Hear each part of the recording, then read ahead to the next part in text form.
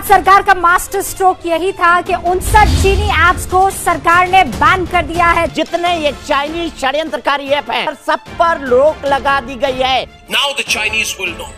Now the Chinese will know that when we want to act, we shall act as we wish without warning.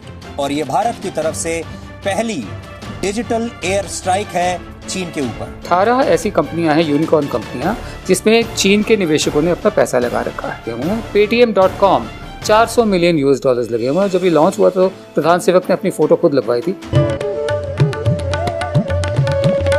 Bharat में 59 Chinese apps को ban कर दिया गया है।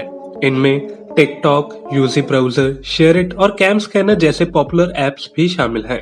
भारतीय सरकार ने ये फैसला यूजर्स के डेटा की सेफ्टी को ध्यान में रखते हुए लिया है। सरकार की तरफ से जारी बयान में इसे देश की सुरक्षा और एकता को बनाए रखने के लिए जरूरी कदम बताया गया है। बता दें कि भारत और चीन के बीच सीमा विवाद शुरू होने के बाद से ही चाइनीज ऐप्स बैन करने और चीनी प्रोडक्ट्स की मांग उठ रही थी। अलग अलग कारणों से टिकटॉक को लेकर भारत में बैन पर काफी बार मांग उठ चुकी है, पर इस बार सरकार के आदेश के बाद ये ऐप अब प्ले स्टोर पर नहीं है। अब धीरे धीरे बाकी 59 ऐप्स भी प्ले स्टोर और एप्पल स्टोर से हटा दी जाएंगी। अगर बात करें चाइनीज बॉयकॉट की, तो मेन स्ट्रीम मीडिया को चाइनीज कंपनी से एडवर्टीजमेंट भी लेना बंद करना होगा। अर्नब के एक शो की फोटो काफी वायरल हो रही है, जिसमें अर्नब चाइना गेट आउट को लेकर डिबेट कर रहे हैं और ये शो पावर्ड बाय MI10 है। सभी जानते हैं कि MI चाइनीज कंपनी है। एक तरफ अर्नब चाइना को गेट आउट कह रही हैं और दूसरी तरफ MI की एडवर्टीजमेंट भी ले रही हैं। ऐसी ही एक और फोटो भी वायरल हो रही है, जिसमें अर्नब की एक डिबेट वीवो द्वारा स्पॉन्सर की गई है। वीवो में भी चाइनीज कंपनी ने बहुत इन्वेस्टमेंट कर रखा है। अर्नब काफी दिनों से कह रहे हैं कि बाइकॉट चाइना। अब तो सर्जिकल स्ट्राइक भी हो गई है चाइनीज ऐप्स पर, तो क्या अर्नब अब ये एड्स लेनी बंद करेंगे? हिपोक्रेसी की भी सीमा होती है। लोगों की तरफ से ट्विटर पर भी रिएक्शन आने शुरू हो गए हैं। एक ने लिखा कि boycott China powered by MI10 and Vivo, wow.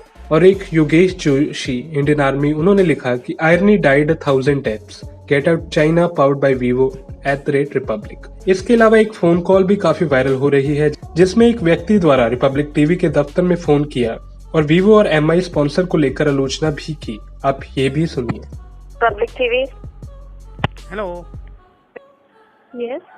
अगर मैं रिपोर्ट किए हुए किसी रेप्यूटेड पर्सन से बात कर सकता है, कोई मीडिया इंचार्ज कोई भी हो? जी। आप कौन है वहाँ का? क्या काम था सर, बोलिए ना। एक बात बोलने का था, क्योंकि आप लोगों को आज का डिस्कशन में, अर्नब गोस्वामी के डिस्कशन में उसने लिखा था चाइना गेट आउट। वो हम मानता है, सही है, उन लोगों को लात मारना पड़ेगा। उसी टाइम में उसको वही टीवी में पावर्ड बाय वीवो, ये वीवो कौन सा कंपनी आप लोगों को पता है? कहाँ का कंपनी है? चाइना का ही कंपनी का स्पॉन्सरशिप लेके उसी बुलेट में बोल रहा है चाइना गेट आउट। ये बोलने को शर्म नहीं आता है आप लोगों को? Okay sir, we'll check into it. Okay, उससे अर्नब गोस्वामी को ही बोल दो ये बात। उसका स्पॉन्सरशिप लेके उन लोगों को ही बोलने का है। पहले उससे बोलो स्पॉन्सरशिप कट करने के बोलो चाइनीज कंपनी का, उसके बाद में बोलो China get out, that will be fine. Main stream media में इसको डिजिटल सर्जिकल स्ट्राइक कहा जा रहा है। आइए देखते हैं कि सरकार के इस फैसले पर मेन स्ट्रीम मीडिया में क्या रिएक्शन है। अर्नब ने इस मुद्दे पर एक डिबेट भी की और इसमें वह चाइना पर चिल्लाते नजर आए और मोदी सरकार की तारीफ करते हुए। Suddenness, the sheer suddenness of the move, the unexpected nature of the move, the unpredictability of the move, the fact that there was no warning to the Chinese. They don't know what hit them. Now the Chinese will know. Now the Chinese will know that when we want to act, we shall act as we wish without warning. That we shall move in stealth and attack when necessary. Reason number 3, and this is Naya Bharat viewers, the new India. News nation पर anchor दीपक चौरसिया भी इस पर मोदी सरकार की तारीफ ही करते नजर आए। न्यूज नेशन की एक और मुहिम को सरकार ने माना है। इस वक्त मैं आपको बता दूं, yellow, CamScanner, PUBG, share it, जितने ये चाइनीज षड्यंत्रकारी ऐप हैं, share it, sweet selfie, Vigo video, UC browser, सब पर रोक लगा दी गई है। चीन के खिलाफ केंद्र सरकार का बड़ा फैसला है, ये बहुत बड़ा फैसला है। और सबसे पहले ही मैं भी सैनिक, ये मुहिम न्यूज नेशन ने शुरू करती थी। चाइना के अतिक्रमण, चाइना ने हमारे यहाँ जो घुसपैठ की कोशिश की थी, उसके बाद अब चाइनीज ऐप पर बैन लग गया है। पबजी, यूसी ब्राउजर और जैसे जैसे नाम आएंगे मैं आपको बताऊंगा, येलो, कैम स्कैनर, ये न्यूज नेशन की मुहिम थी। मैं भी सैनिक, हम भी सैनिक हैं और मेरे साथ अर्पित जुड़ गए हैं दिल्ली से। अर्पित, आप भी सैनिक हैं, क्या कहेंगे भरतपुर की इस बात पर जो हमने दिखाया, और क्या कहेंगे ये चाइनीज ऐप जो हमसे कमाते हैं, आज बैन किया जा रहा है इनको। टिकटॉक भी बैन हो चुका है, बहुत बढ़िया। बाकी कई मीडिया में इसे डिजिटल सर्जिकल स्ट्राइक बताया जा रहा है।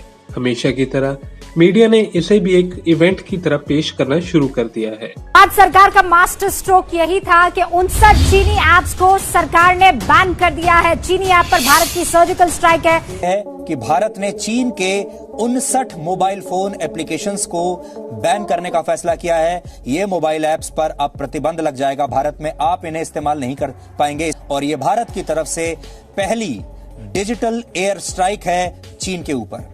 जैसी एयर स्ट्राइक हमने बालाकोट में की थी पाकिस्तान के ऊपर, जैसी सर्जिकल स्ट्राइक हमने पीओके में की थी 2016 में, हर बार दुश्मन के लिए एक अलग तरह का जवाब होना चाहिए। और इस बार भारत ने जो जवाब निकाला है वो ये है कि इस बार हम डिजिटल एयर स्ट्राइक करेंगे चीन पर। वरिष्ठ पत्रकार विनोद दुआ ने अपने शो में ये बताया कि किन एप्स में चाइना ने भारी इन्वेस्टमेंट कर रखी है। गेटवे हाउस मुंबई की एक थिंक टैंक है जिसने करीब 75 ऐसी कंपनियां चिन्हित की हैं, हमारा ध्यान दिलवाया है, जहां पर चीनी निवेशकों ने e commerce, fintech, media, social media, aggregation services और लॉजिस्टिक्स में पैसा लगाया है।